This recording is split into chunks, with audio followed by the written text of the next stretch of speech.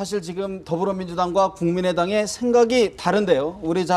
지금 어제부터 저희가 4.13 총선의 선거대책본부장들로부터 각 당의 선거 전략을 들어보는 시간을 갖고 있는데요. 오늘 시간은 정장선 더불어민주당 선거대책본부장 전화로 연결되어 있습니다.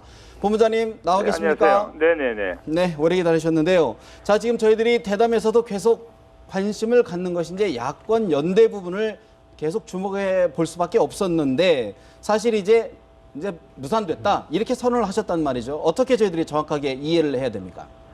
예, 그동안 저희들이 노력을 했지만 이제 실제적으로 이제 어려워졌기 때문에 저희들이 야권 연대에 대해서는 뭐 지역 단위에서 자율적으로 일어나는 것은 저희들이 다 뭐 바람직하다고 생각하지만은 예. 당 차원에서 더 이상 이 문제는 더 이상 언급하지 않을 생각입니다. 또 여러 번께 말씀드렸고요. 당 차원에서는 언급하지 않는다. 네네. 근데 지금 야권을 지지하는 분들 중에서는 그럼에도 불구하고 더불어민주당과 국민의당이 분열하면서 나중에 누군가는 책임을 져야 되는데 누가 책임질 것이냐 이렇게 따지는 분들이 계세요. 어떻게 듣고 계십니까? 예, 지금 야권 분열이 어떻게 생겼고 또 어떻게 진행되어 왔는지는 뭐 어떻게 국민들께서 잘 판단하시라고 생각하고 있고요. 지금 뭐 선거 후에 누구 책임 이런 것은 나중에 그 후의 문제라고 생각을 하고 있고요. 지금 어쨌든 선거를 저희들이 잘 치러야 되지 않습니까? 그리고 이 문제를 저희들이 왜 그러냐면 현실적으로 어려워졌는데 저희들이 노력을 많이 했지만 어려워졌는데 이 문제에 계속해서 집착을 할 경우 이 선거의 본질은 결국 저희들이 정부 여당이 대한 어느 면에서 중간 평가를 제대로 해내고 그 평가를 기초로 해서 우리가 선거를 치러야 되는데 그 본질에서 벗어나서 야당끼리 자꾸 이 신경전 벌이는 것처럼 보이는 것은 우리 선거 본질에서 벗어난 것이고 이게 옳은 것이 아니라고 보기 때문에 저희들은 더 이상 야권 연대 부분을 언급하지 않겠다고 말씀드렸고요. 이 선거에 대해서 우리 현 정부의 실정과 또 그동안 그 특히 경제 부분이 많이 어려워지지 않습니까? 이런 것에서 우리가 정확하게 국민들께 실상을 알리고 저희가 대안을 제시해서 이번에 그 선거에서 좋은 성적을 거둬야 되겠다. 이것이 본질이라는 생각을 가지고 있습니다. 예, 야권 연대는 수단일 뿐이지 목적은 아니다. 그런 말씀이시군요. 뭐 그렇게까지 표현할지 모르지만 어쨌든 현실적으로 어려워졌기 때문에 그것이 최적의 상황이라 할지라도 불가능하면 그거에 매달릴 수는 없지 않습니까? 네, 그런 취지로 말씀을 드렸습니다. 지금 이제 결국은 새누리당 여당의 정부 실정을 비판해야 된다라고 말씀을 하셨는데 새누리당 180석을 얘기하다 요즘에는 과반도 안 돼서 130석도 어렵다 이런 이야기를 합니다. 어제는 심야 대책회의까지 열었는데 새누리당의 판세 어떻게 해석하고 계십니까? 지금 저희들이 볼 때는 새누리당이 제가 이렇게 표현해도 될지만 쇼를 하고 있다고 생각을 하고 있습니다. 지금 저희들이 볼 때 새누리당에서는 이미 거의 우세 지역만 해도 거의 130석 가까이 되고 있고요. 비례대표까지 포함하면 현재도 벌써 과반수 넘어가고 있다고 생각을 하고 있습니다. 야권이 분열이 굉장히 심각하다는 얘기는 여러분들이 많이 하셨기 때문에 그것이 가장 큰 원인이 될 수 있습니다만 그것을 인해서 저희들 상황이 지금 썩 좋지 않고 그 때문에 좀 고민을 많이 하고 있는 상황입니다. 야권 연대를 떠나서요. 국민의당도 지금 호남 20석 싹쓸이를 비롯해서 40석이 목표다. 안철수 공동대표 이렇게 이야기하고 있습니다. 이런 전략, 이런 목표에 대해서는 어떤 평가십니까?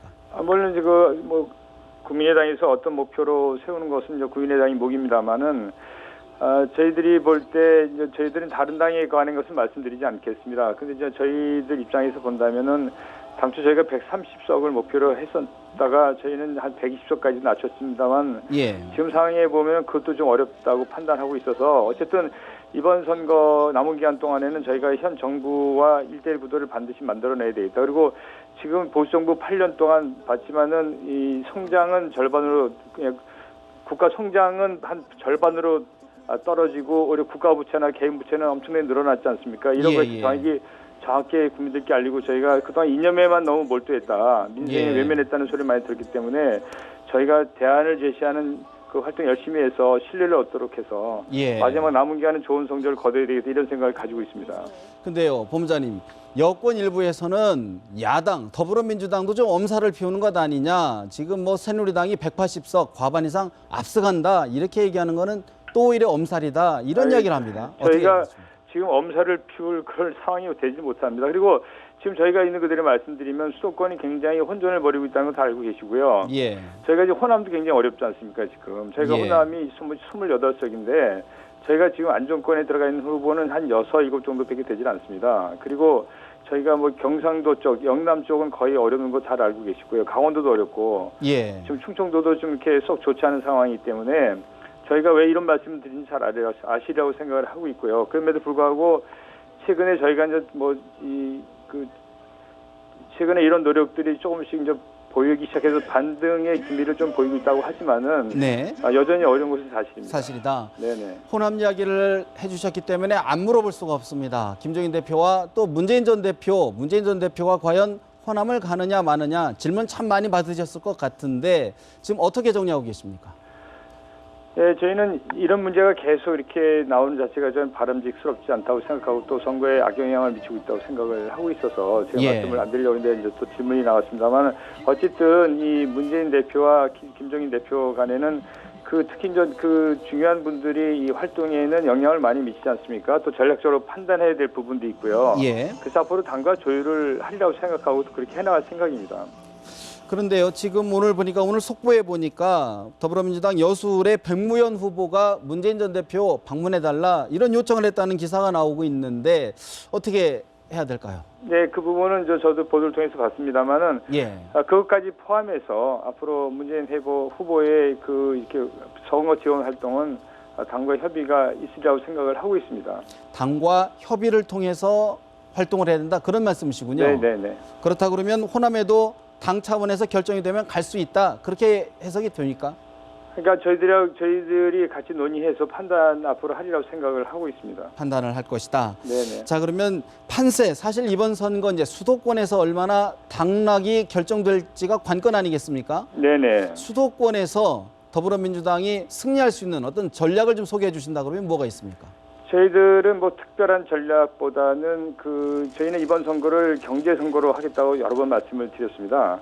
특히 경제 문제가 가장 중요한 문제고 또 국민들께서 가장 관심이 많으신 부분이고요. 그래서 현 정부에 들어와서 특히 이제 보수정부 8년 동안에 우리 경제가 얼마나 나빠졌는지 실상을 예. 제대로 알리고 그다음에 저희들이 지금 양극화가 심화되고 가계부채가 도를 넘어가고 있어서 저희가 이 소득 중심의 경제 중심을 바꾸겠다. 그리고 이 대기업 중심의 경제에서 대중소기업이 같이 협력하는 또 상생하는 그런 더불어 성장하는 그런 경제 시스템으로 바꾸겠다는 걸 저희가 충분히 알려서 예. 국민들께서 야당은 더불어민주당을 지지해야 어떤 경제 상황에 큰 변화가 오겠다. 그런 판단 속에서 투표가 이루어지도록 하려고 생각을 하고 있습니다. 알겠습니다. 최선의 방안이라고 생각을 하고 있습니다. 알겠습니다. 마지막으로 한 가지만 듣겠습니다. 네네. 이번 선거 더불어민주당 몇 석을 좀 얻었으면 좋겠습니까?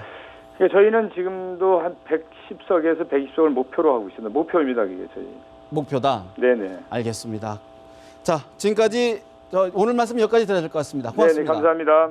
네, 지금까지 더불어민주당 정장선 선거대책본부장과 전화로 이야기를 나눠봤습니다.